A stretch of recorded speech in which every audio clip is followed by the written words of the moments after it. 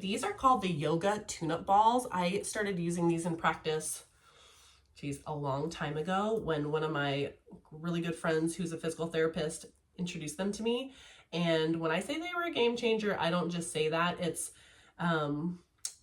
not a machine gun. It's not someone else massaging you. It's you having the ability to pinpoint a very specific area of tension and being able to release it with your own breath. And when you have the ability to do that with a tool as simple as this, really, I've been able to help myself with headaches, little kinks in the shoulder blade, you name it, low back pain, whatever it is.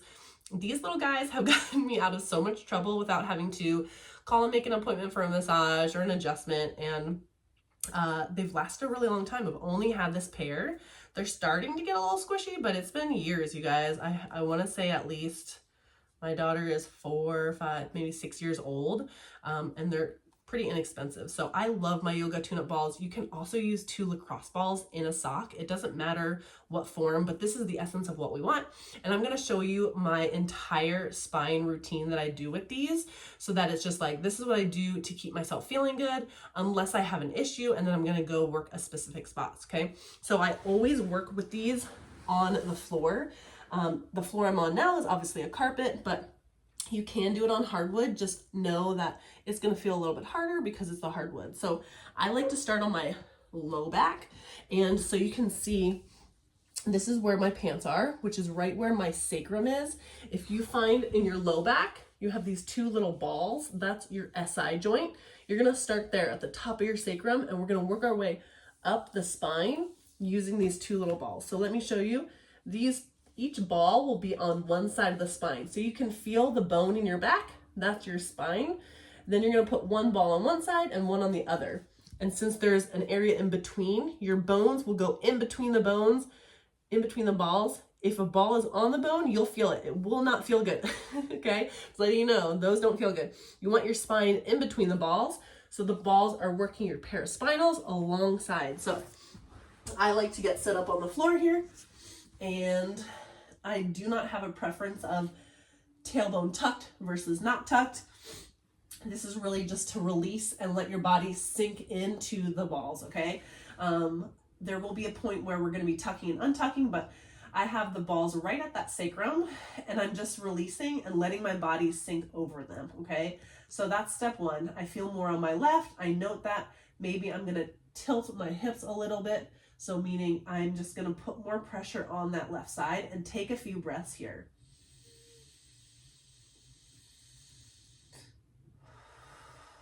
I don't know if you could hear it, but I had like 3 pops right there. So this is already providing some relief, and I'm feeling it go down into my buttocks. That's common too. If you are working on a point and you feel it going to another area, it's because your tissue is all tight, and it's going to release that entire thing with using just 1, they call it trigger point, okay? So once you've released this area, if it feels good to you, you can make your hips go side to side, or watch my low back here. I can lift my butt up to put more pressure in that area. So my butt is on the floor right now. Everything is just relaxed into the balls. But if I want more pressure into where the balls are, all I do is lift my glutes, and I'm going to have more pressure on the balls, okay? Then I'm going to go up and do the same thing on the next spine. So you can go through your entire lumbar spine. You will need more and more pressure eventually, and that's when you're going to start lifting your butt more and more. But you can go all the way up. I'm just going to come up higher so you can see now the mid back. The balls are right here on my lower thoracic, right in my ribs. And you can see I don't need to do anything here. I can just melt here. So I'm just melting here. If I want more pressure, I bring my hips up. You can see I'm doing more here, and then I'm going to release.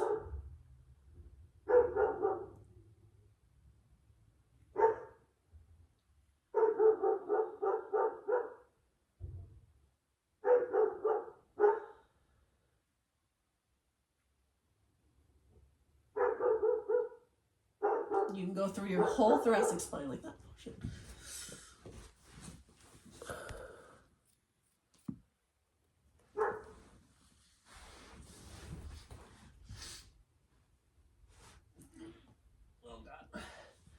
So you can go through your whole mid-back or thoracic spine with the balls there, and you can just keep going up, pushing them up, and keep going through. Now, when you get to your rib cage, I like to cross my arms over this way.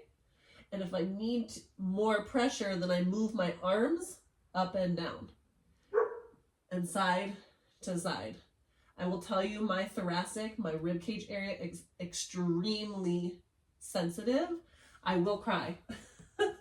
I don't know if it's from discomfort or from emotions, probably both. But you can go through the whole thoracic spine there. And then as we get to the neck, I like to do, this is the area we talk about getting a hump right throughout here. You can use those there to help counterbalance that tissue. It feels really good. I'm just right at the base of my shoulder blade there. And you can just go back and forth, arms up and down. This is helping get deeper. The side to side probably feels the best for me. And then the neck. The neck is my favorite. I use a yoga block. I'm gonna put that first so that I have a little more tension on my neck. I stay here with my feet on the ground, knees bent. I bring this right to the base of my neck here, okay? So my head is just on this block, and I'm gonna be adding the balls here so that the balls are working on my suboccipital. Those are the muscles right below your skull, and they attach to your neck, okay? These get really tight, especially as our neck moves forward, which is part of that pregnant posture.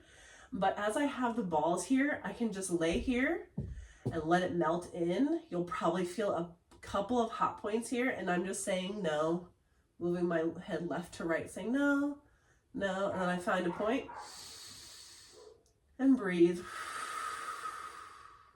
And you can go as far as you want, all the way to your ear, and all the way to your ear. It feels amazing. This is like one of my favorites.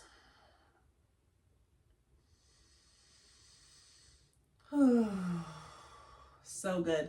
My favorite time to do this is at the end of the night when everyone's just zoning out watching TV. I keep these right under the TV, pull them out, spend 5-10 minutes with the balls.